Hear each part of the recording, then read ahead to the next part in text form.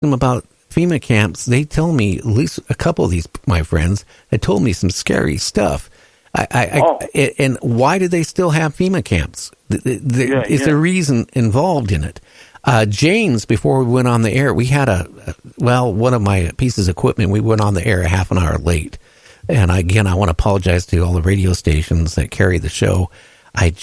Something went and I couldn't get on. But the thing is that something is going on.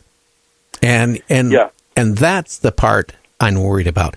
I'm not worried about tomorrow. I'm not worried about 10 years from now. I'm worried about 20 and 30 and 40 years from now. Oh, yeah. If we don't make changes. Now, I'm not going to be here because I'm going on 68. But, my grandkids were over here last night, and I looked at them, and I really, when I went to bed last night, I felt concerned for what type of world are they going to have when they get our age. Yeah. But do you believe that what is it? Like, you seem to know more about it. There's something, the world is heating up, and it's going to get too hot, and then what is supposed to happen? Well, what is going to happen is that eventually the world will start getting hotter. We're already starting to have, the October was the hottest temperature we ever had in the United States. It broke records. Last year, it's funny, and I live up near Seattle, Tacoma. I live in a little town called Gig Harbor, Washington. We're right down on the bay where fishing boats come in and charter boats come in and stuff like that. Oh, yeah. Here's what I noticed last year, and I lived in this area all my life, except for a short time in North Carolina and Vietnam and places like that. But I can say that last year in April, our normal temperature in April was around 50-some degrees. We had one day last April, it hit 91 degrees. Totally crazy. It was hot out. And then a week and a half later, we had the biggest snowstorm we had in 20-some years. And it just dumped snow where people couldn't even hardly get to work for at least a week. In April? This was in late Aprol, yes. Oh, wow. Well, I think there's different scientists who say different things. And, one of the conspiracy theories is, I talked about this with Jim Morris, is there was a meeting called the... oh, my God, don't tell me. The report from Iron Mountain. Did you ever hear about that? No, why don't you tell the people about it? Yeah, this was a bunch of Council on Foreign Relations guys met in, 1962 in secret, and they tried to decide how can you control the world if you can't control the world through wars, because they were afraid John Kennedy was going to make peace break out. And so... usually any society is brought together, unified by the government saying, we got to fight this war. That's what we have to do, and everybody becomes unified. But if Kennedy was going to break out peace, then what were they going to do? And they decided they could scare the public with an environmental panic. In other words, if we're all told we're going to die from global warming, then you can get everybody unified into some type of totalitarian government where the government is controlling everybody. And that's a conspiracy theory that a lot of people have, that the elites want to have a big brother government. And so it's called the Report from Iron Mountain. You can all look it up. And they wanted to spread propaganda that global warming or environmental panic, we better do what the government says, otherwise the environment is going to be destroyed. So, and Jim Morris thought that was, a conspiracy to get the big brother. And so, I know what you're saying. There are problems with the environment, but maybe some of it is exaggerated. I don't know if we're all going to die, but I think you have to look at both sides. I don't think we're all going to die, but there's going to be places on our planet where either the people are going to have to move because the land won't be livable on. I do feel that's going to happen. I know that we're going to see changes, but the human race will adapt to it. I really do. Now, James out there, my co-host, does have a couple questions for you, if that's okay, Douglas. Okay. Yeah, go ahead. I was just curious, back to the Kennedy thing real quick.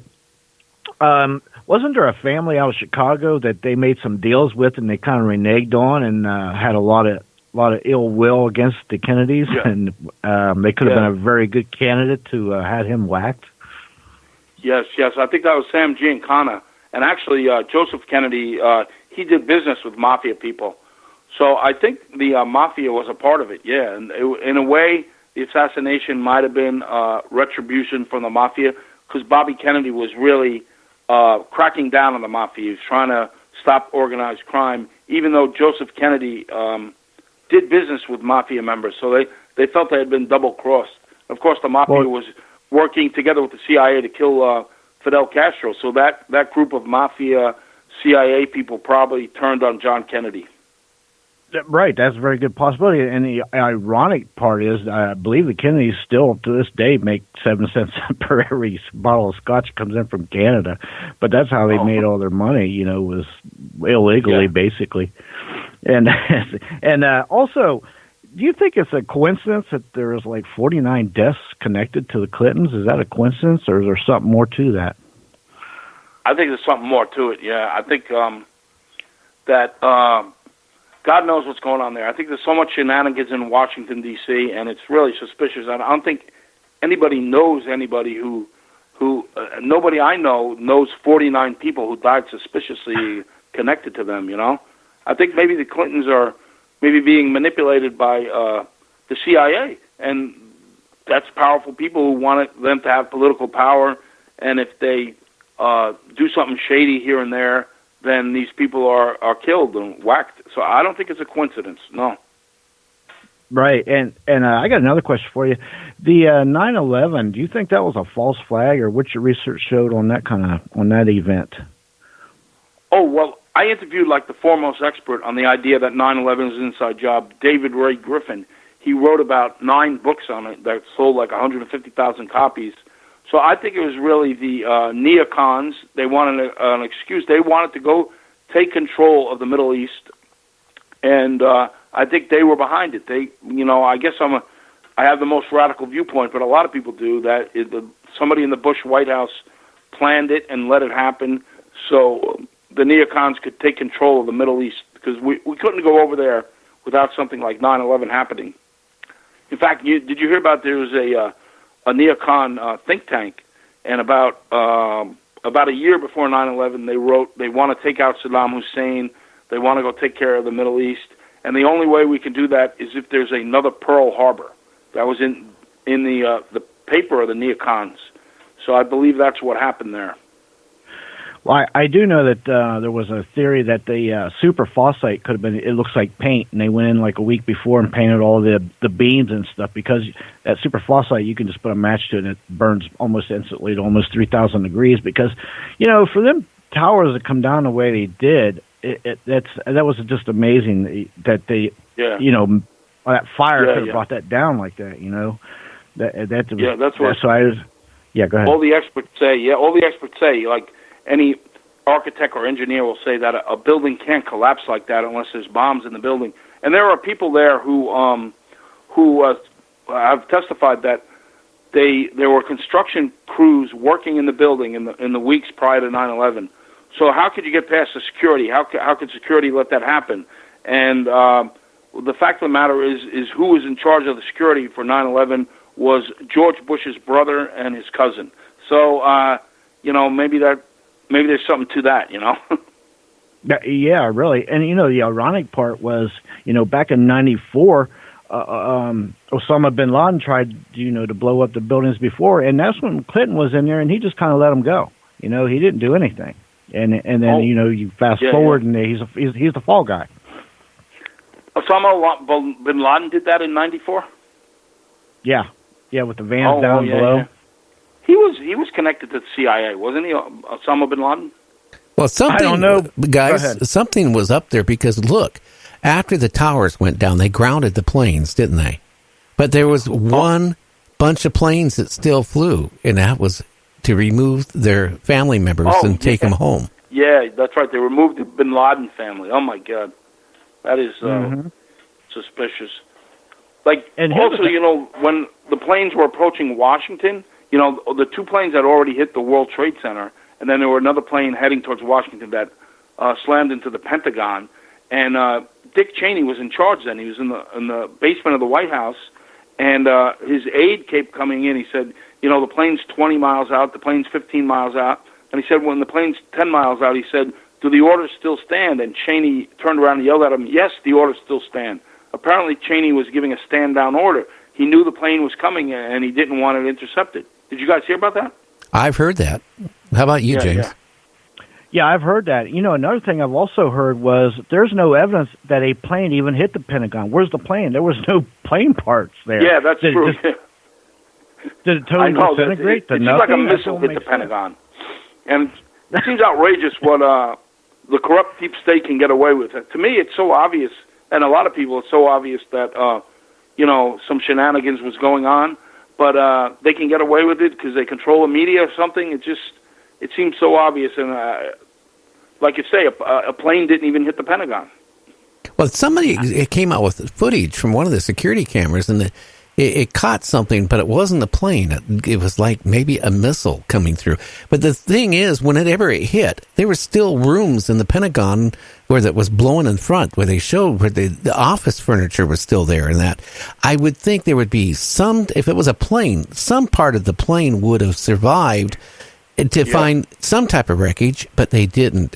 But a missile, on the other hand, would implode when it hit, so it would be nothing left, or whatever it was left, we wouldn't know about it. I know this big jet was supposed to hit the plane, but then there's no sign of the jet there after the crash. It's crazy. Right, you would at least find a 4x4-inch piece of a side of a plane somewhere, but there was nothing, zero. That doesn't compute. Yeah, you would find the whole fuselage. You would find the wings, the tail, or the wheel assembly at least. Yeah. Yeah, exactly. There's nothing. I always thought that there was something up with that. Well, they said the other couple planes that didn't make it to wherever they did, there's rumors that they were shot down. Yeah, another thing, a plane was supposed to have crashed in Pennsylvania, and then was there no sign of that plane either? Not much, and the rumor was on that it was taken out by a missile. Yeah. Oh man, I think it's so obvious something was going on. I got to read David Ickey's book about that. You guys know David Ickey? He's a famous writer. He just came out with a really good book about that. Yeah, the thing is that Saddam was not a lovable person to his own people. He wasn't. If you want to talk about a corrupt leader of his people, that was him. But he did keep the area stabilized. He really did. Yeah. And the thing is, after he whatever, I just have this bad feeling that we don't have the right to take out another president or dictator of another country. Yeah.